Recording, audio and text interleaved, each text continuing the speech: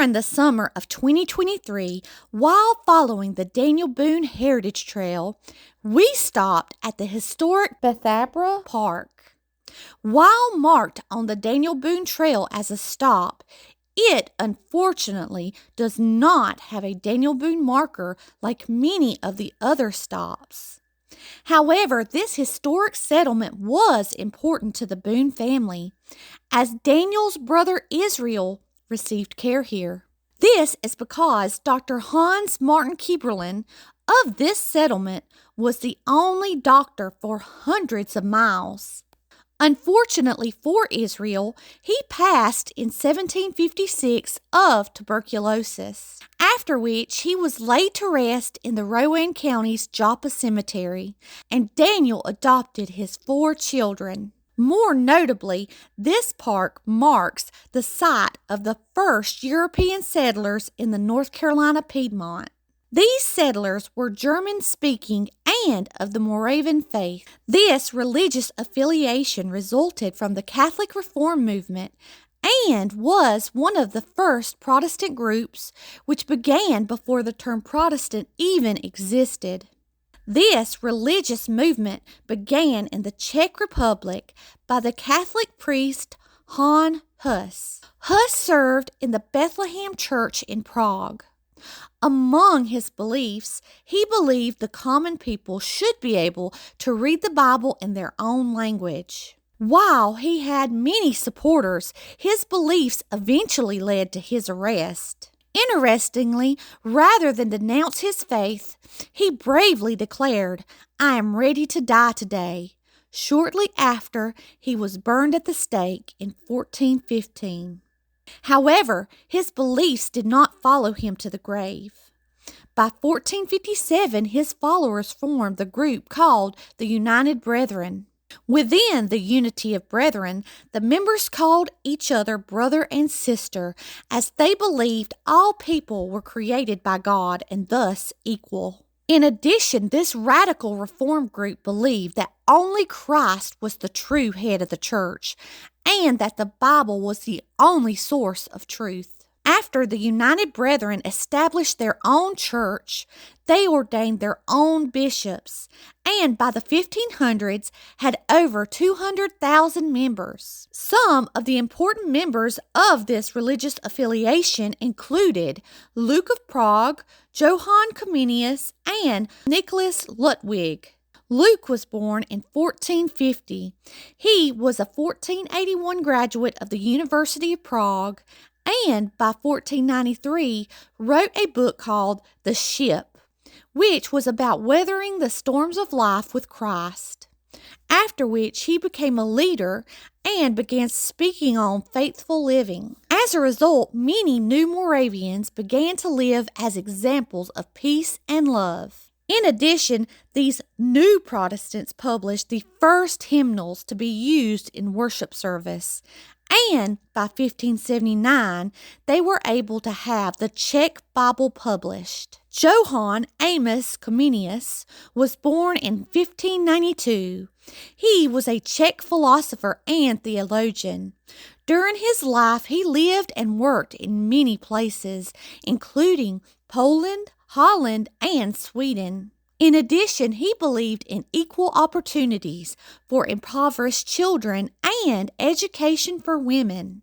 Eventually, he became known as the father of modern education, as he published textbooks with illustrations and, with the help of his brothers and sisters, opened schools for the poor. His followers focused on being happy with what they had in life and caring for others. Regardless of their good character, these Christians continued to be persecuted and murdered. In fact, during the Holy Roman Church's Counter-Reformation, thousands of brethren were killed near Prague in the Battle of White Mountain on November the 8th of 1620, and thousands more were banished from their homes. The few who survived were forced to practice their religion in secret.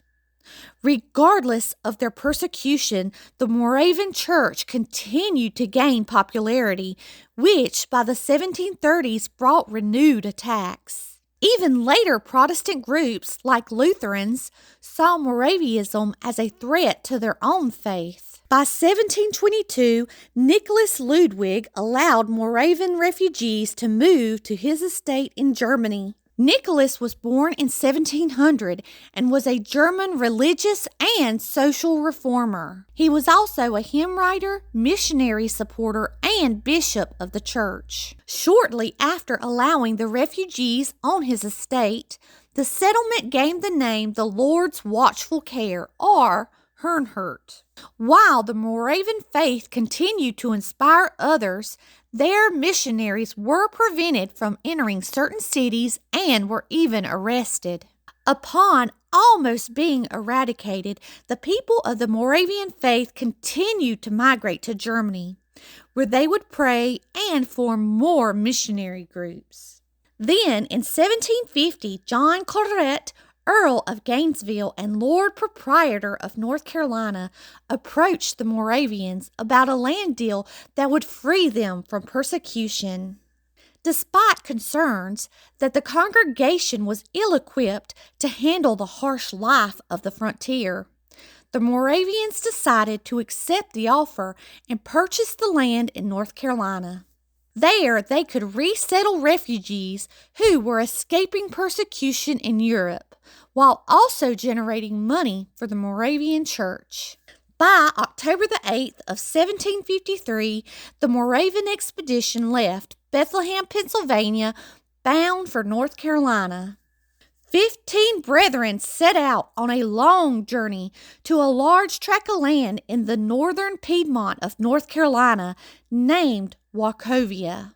4 of the men were to learn the route of the Great Wagon Road so they could lead future settlers. The 11 others had unique skills that made them ideal candidates to lay the groundwork for the new settlement. Over the next 40 days, they walked approximately 520 miles with 6 horses and a wagon full of supplies. Although some of their journey was pleasant, there were treacherous moments when they came across bad roads and swollen rivers. Despite the difficult journey, the party arrived to the northern border of Wachovia at 12:30 p.m. on November the 17th of 1753.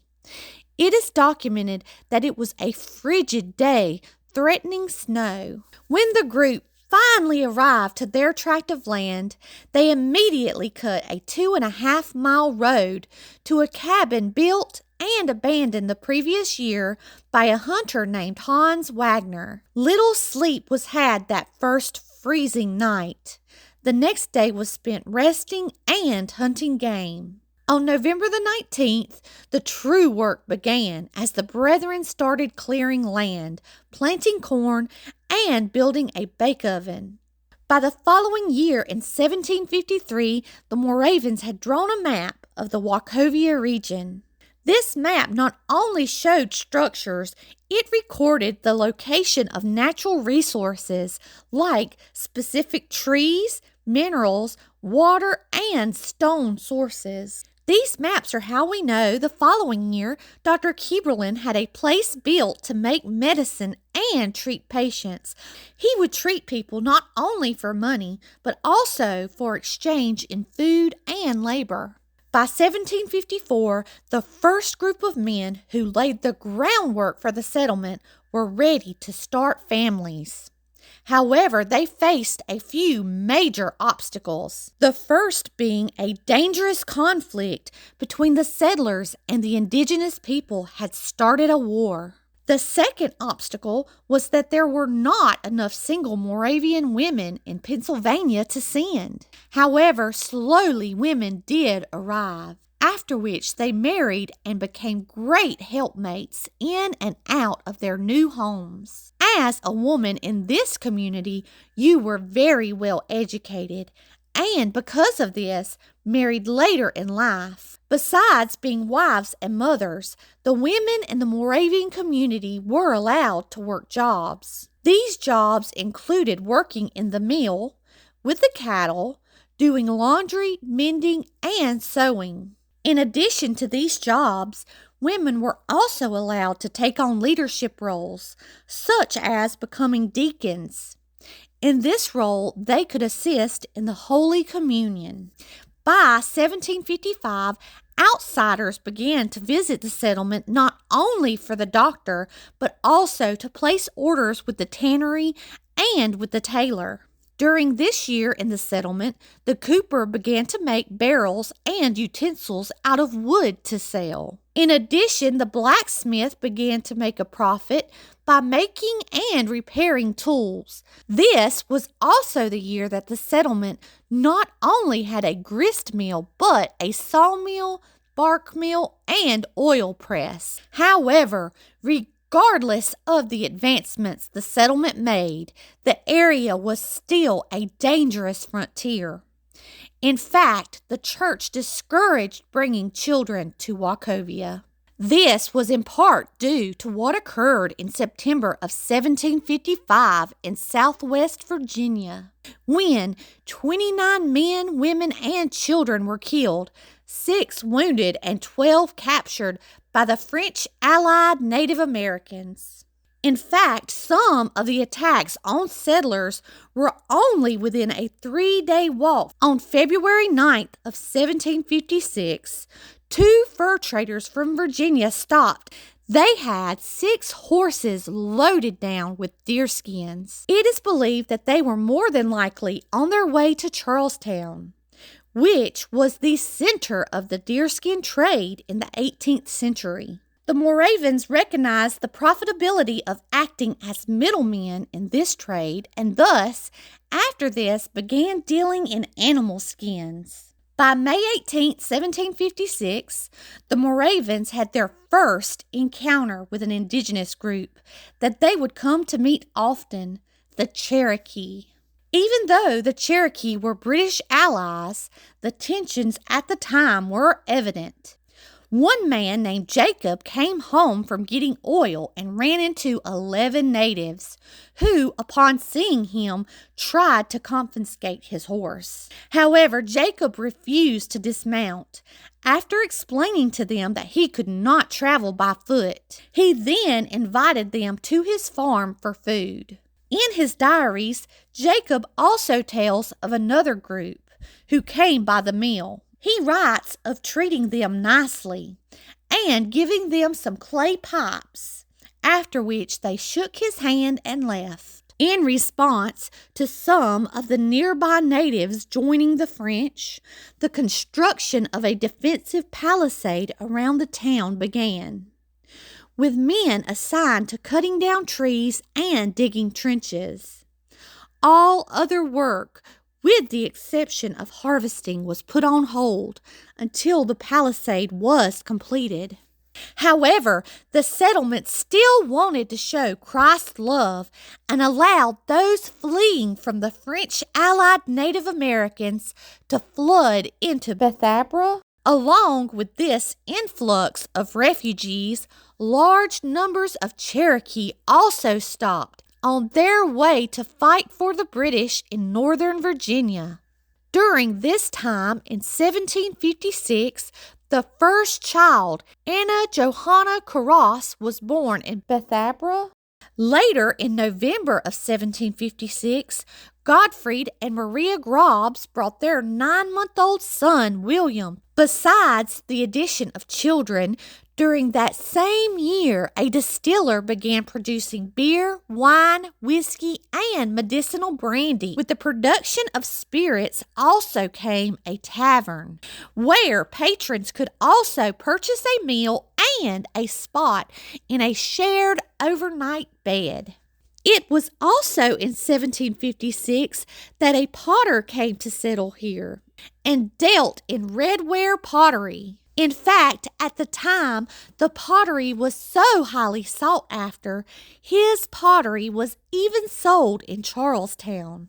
Interestingly, while the Moravans cared about the enslaved and indigenous people's salvation, This was also the year the first slave came to live in the settlement. During this time, the settlement believed Africans and those of African descent could be educated about Christianity and thus civilized. However, they also believed that those who were enslaved should remain enslaved, so their freedom did not disturb God's order. In fact, these people believed in hard work and that we all served God, a supreme master. The first enslaved person in Wachovia was a woman by the name of Frankie, who was rented to work in the Bethabara tavern. Soon after Frankie arrived to work in the tavern, the Moravian church rented several enslaved men to work in the tanyard and stockyard. Of these rented enslaved men was a 19-year-old named Sam. By 1757, Bethabara began experimenting with potential profitable exports. They grew grapes to make wine, cultivated olive groves, raised silkworms, ground flour, toasted crackers, baked ship's bread, and dabbled in cattle.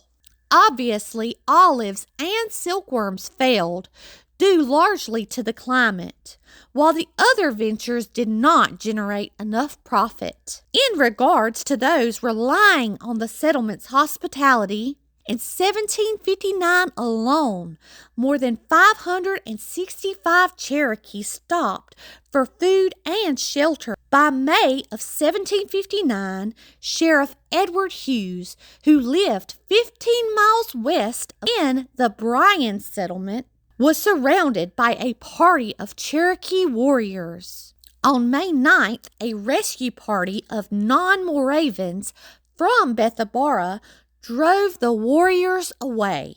After this, the North Carolina provincial soldiers who patrolled the frontier began exchanging supplies between Bethabara and Fort Dobbs. In the fall of 1759, while the Cherokee were fighting in South Carolina, the anti-war Moravans were fighting their own battle against a deadly outbreak of typhus. It was also during this year a store became the principal place where business was done with non-Moravans.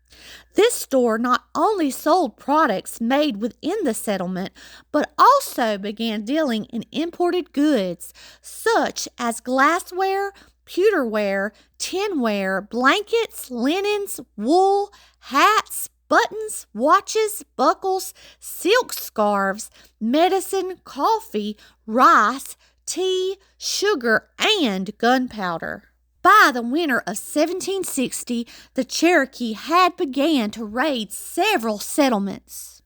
Upon hearing that a large number of Cherokee warriors were headed their way from Salisbury, while the Moravans did not fight, they did repair the mill palisade and powder arrived from Fort Dobbs. However, the Cherokee chose to attack Fort Dobbs instead. Then, by the middle of March 1760, the Moravans woke to see their neighbors' houses engulfed in flames.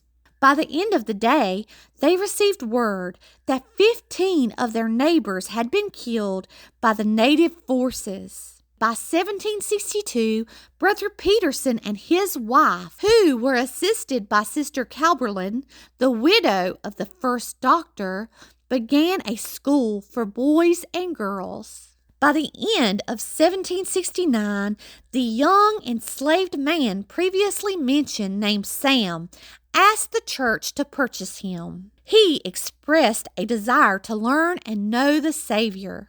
This sparked a debate among the church elders as to whether or not they should purchase Sam. In the end, they put the question to a lot, and the yes slip was drawn, which made Sam the first enslaved person purchased by the Moravans in Wachovia. This being said, while some of the slaves here got to be educated and learn valuable trades, Other slaves were documented as being whipped for their unapproved behaviors and for trying to escape. This just goes to show that the Moravians had a complicated relationship with the enslaved, as well as with the native groups. By August of 1775, while outsiders knew those in the settlement would not fight in the Revolutionary War, North Carolina did start requesting supplies from them.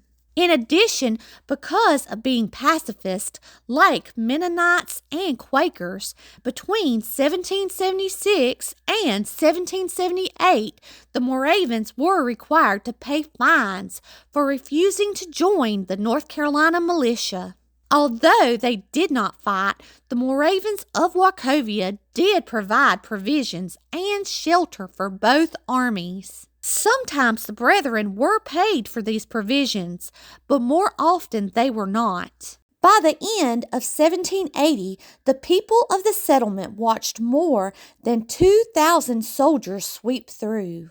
While some demanded provisions, others stole what they needed.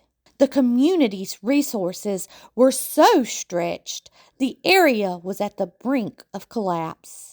However, the faith and strength of these people endured. Over time, many moved away as large farms became the norm.